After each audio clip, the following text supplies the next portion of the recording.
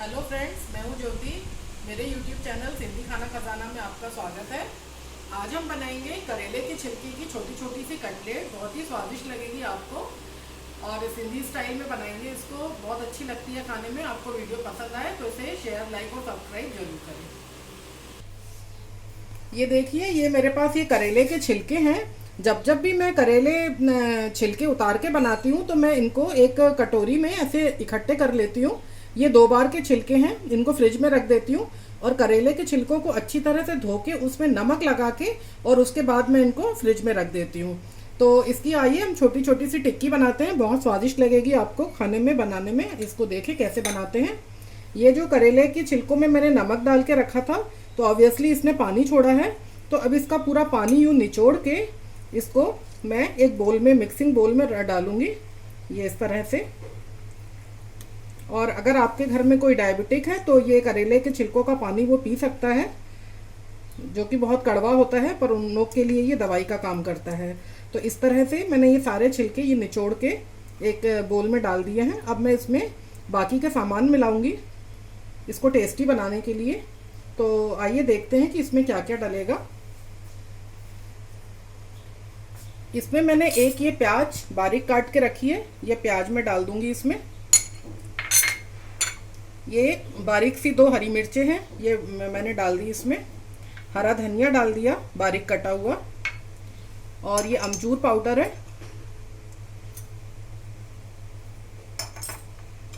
ये अमचूर पाउडर डाल दिया। इसको आप अपने टेस्ट के हिसाब से घटा बढ़ा सकते हैं। इसमें इसको बाइंड करने के लिए मैं ये बेसन के 2 बड़े चम्मच डालूंगी इसमें। इससे क्या होगा कि करेले के छिलके का जो कड़वापन है वो भी दूर हो जाएगा और ये टिक्की जो है ये बहुत अच्छे से बाइंड हो जाएगी।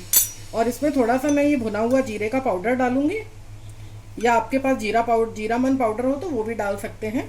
और इसको टिक्की को सॉफ्ट बनाने के लिए इसमें मैं ये 2 चम्मच ये तेल के डालूंगी।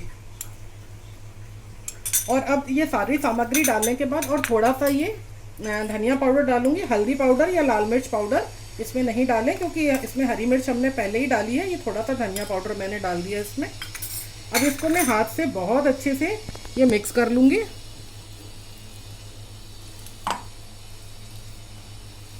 और इसकी मिक्स करने के बाद इसकी छोटी छोटी सी हम टिक्की बना लेंगे। टिक्की को मैं शैलो फ्राई करूंगी, तवे पर करूंगी जिसमें हम रोटी बनाते हैं। तो मैं तवे को इधर मैंने गरम करने रख दिया है पहले से ही, और ये अच्छे से मिल चुका है, ये बहुत अच्छे से मिल गया है। अब इसको हाथ को थोड़ा सा ग्रीस करके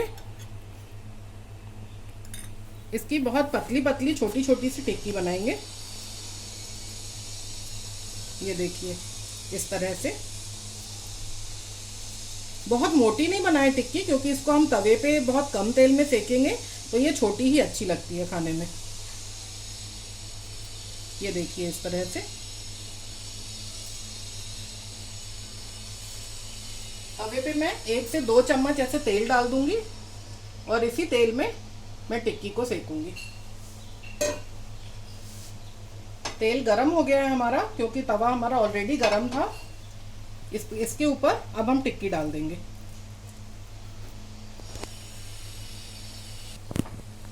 ये देखिए तेल गरम हो गया है बहुत अच्छे से। इसको तेल को तवे पे पूरी तरह से फैला के इसके ये जो टिक्कियां मैंने बना के रखी हैं ये मैं इसके ऊपर डाल दूंगी। ये देखिए इस तरह से। इस टिक्की के जो हमने मसाला पूरा तैयार किया उसमें नमक नहीं डलेगा क्योंकि करेले के छिलकों में ऑलरेडी नमक डला हुआ था। तो नमक नहीं डालें, नहीं तो वो नमक बहुत ज़्यादा हो जाएगा। तो इस तरह से इसको मैं थोड़ा सा मीडियम फ्लेम पे रखूंगी और इसको दोनों तरफ से धीरे धीरे करके हम सेक लेंगे।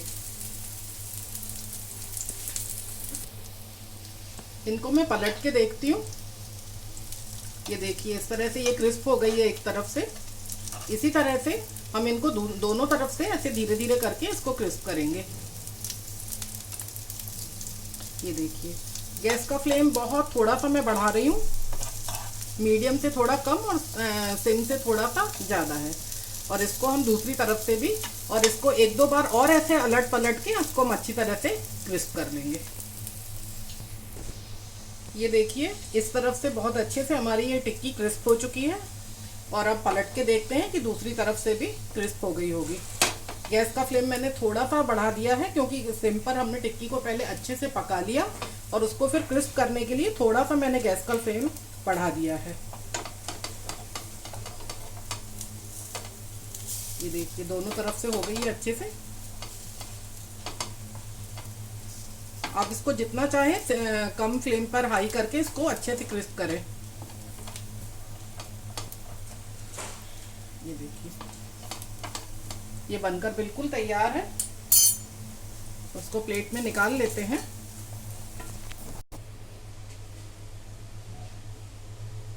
ये देखिए हमारी करेले के छिलकों का यूज़ करके हमने ये टिक्की बना ली है। ये थोड़ी सी कड़वी ज़रूर लगती है खाने में, बट अच्छी लगती है फिर भी खाने में। दाल चावल के साथ हमारे यहाँ बनती है ये, तो इसको दाल चावल रोटी के साथ मिलाकर खाएं, बहुत अच्छी लगेगी। बड़े बुजुर्गों को बहुत अच्छी लगती है, जो शुगर पेशेंट होते हैं, तो उनके लिए बनाइए ज़रूर और बताइए फिर हमको कि आपको ये कैसी लगी। छिलकों का यूज़ भी हो गया और थोड़ी सी यूनिक रेसिपी है, आपको ज़रूर अच्छी लगेगी। तो आप बनाइए और बताइए फिर हमको, और अपना फीडबैक जरूर दीजिए। तब तक के लिए goodbye and good luck, और फिर हम आपसे जल्दी मिलेंगे।